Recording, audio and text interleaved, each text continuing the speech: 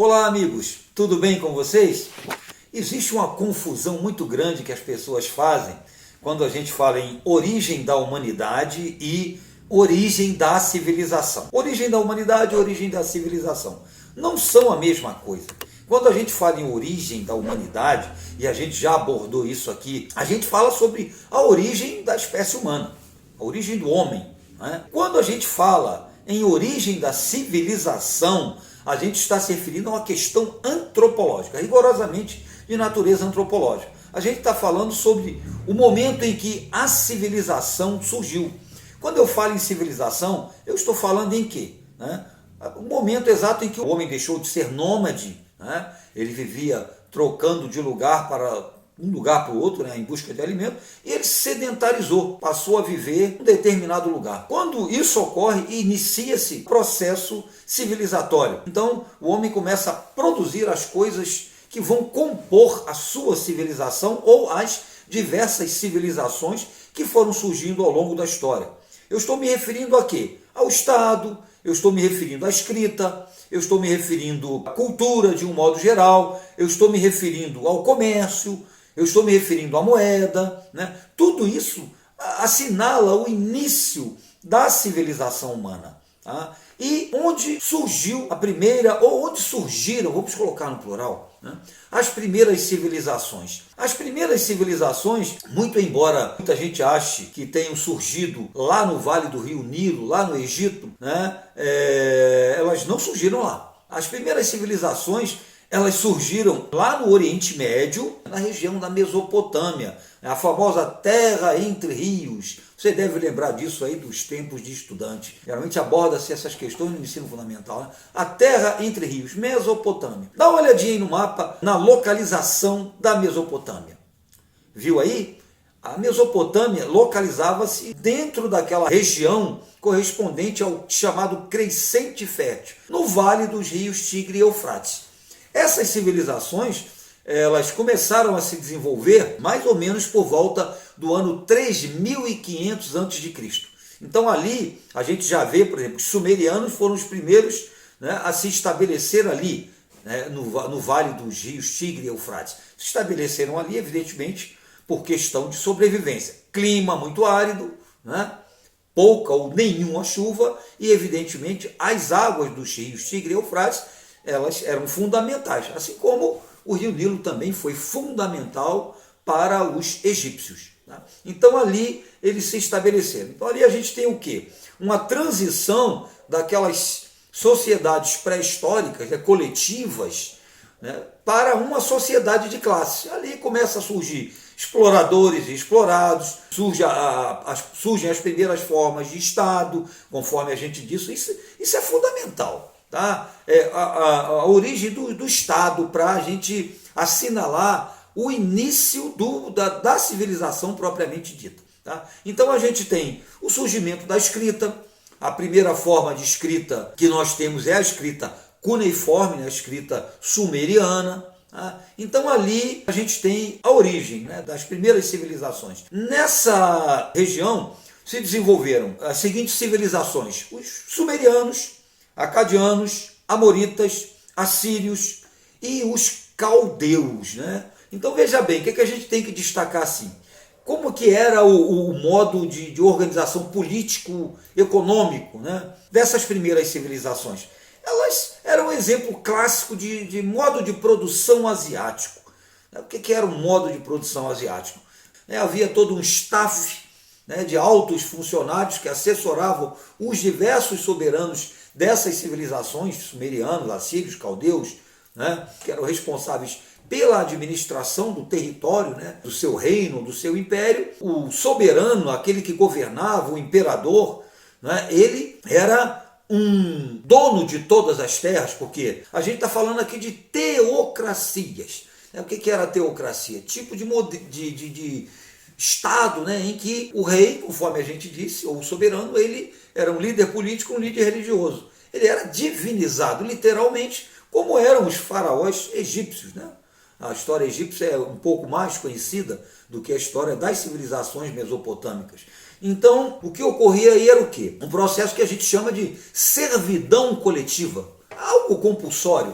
né, como o Estado se colocava como proprietário de todas as terras, todos os camponeses, a população de modo geral, servia ao Estado, principalmente, né, através de pagamento de impostos, né, geralmente em cereais, né, que eram colocados em silos, em reservatórios do governo, que era para, né, alimentar todos os operários que trabalhavam nas obras públicas, que não eram poucas, as obras eram todas muito grandes, canais de irrigação, reservatórios, né?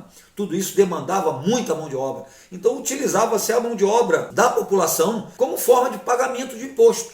É um trabalho compulsório. Nos momentos em que eles não atuavam, não estavam trabalhando nas suas terras, eles tinham que trabalhar nas obras do Estado, que eram obras, conforme eu disse, muito grandes e que acabavam servindo à população de um modo geral, porque esses canais de irrigação eles iam longe, né?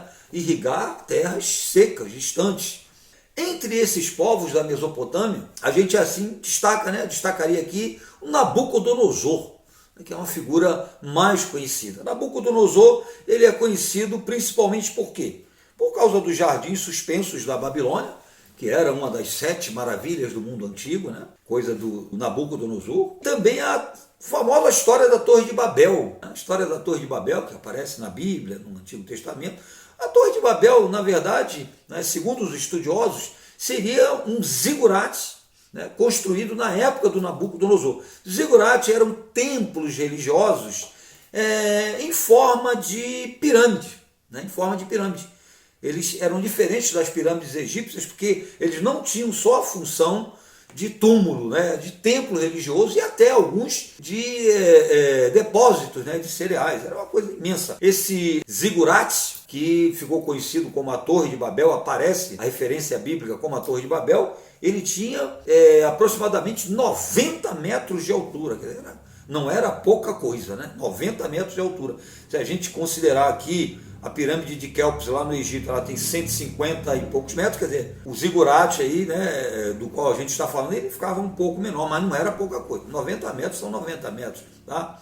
E outra coisa também, quando a gente fala em Nabucodonosor, fala-se muito no cativeiro da Babilônia, quando os hebreus, no ano 586 a.C., eles foram escravizados na Babilônia. Os hebreus eles foram escravizados 2 vezes. Eles foram escravizados no Egito, mas foram escravizados também na Babilônia no século VI a.C. Babilônia que era a capital do império, né, do Nabucodonosor. Eles só seriam libertados aí, os hebreus, pelos persas, né? Seriam libertados do cativeiro da Babilônia pelos persas. Tá?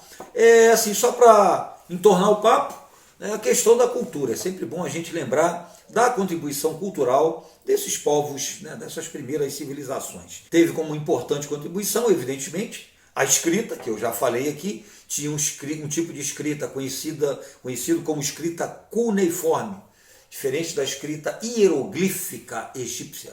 Tá? É atribuído também a eles a invenção da roda, que foi uma verdadeira revolução na antiguidade. Tá? Antes as coisas eram arrastadas em trenós. Você já imaginou arrastar isso, né, no deserto? Então isso foi super importante. Também em termos do campo do direito, o Código de Hammurabi, que foi o primeiro código de leis da história, né, escrito, produzido aí pelo rei Hammurabi. Tá? Era um código famoso, né, baseado na chamada Lei de Talhão, aquela história do olho por olho, dente por dente, né? Esse código estabelecia basicamente que todos os crimes deveriam ser punidos de uma maneira semelhante a que ele foi cometido. Ou seja, matou, morreu, agrediu, é agredido, tá? Feriu, será ferido. Então é aquela história do olho por olho, dente por dente. Isso aí, de certa forma, se a gente observar bem, inspirou muito o direito, né, em países islâmicos. Em alguns países que têm, né, são mais fundamentalistas, em que a gente tem esse tipo do princípio da lei de talhão, né, do olho por olho, dente por dente. Tá bom, gente? Então é isso aí. Tá? Na verdade, então, grave bem a origem da civilização, a origem da humanidade, está lá na África, e a origem da civilização, a gente tem que destacar aí, né, que está lá no Oriente Médio, lá na antiga Mesopotâmia. A civilização egípcia, que também é africana, é bom destacar, foi muito importante. Mas a sumeriana, né, que se desenvolveu lá na Mesopotâmia, foi a primeirona, tá certo? E aí, já se inscreveu? Né? Se não se inscreveu, aproveita e faz isso agora. Não deixa de ir no nosso Instagram, tá cheio de novidade lá, muita novidade, muita coisa legal, tá? Muitos quadros novos. Dá um pulinho lá para você curtir, tá bom, gente? Então, um grande beijo para vocês e até a próxima.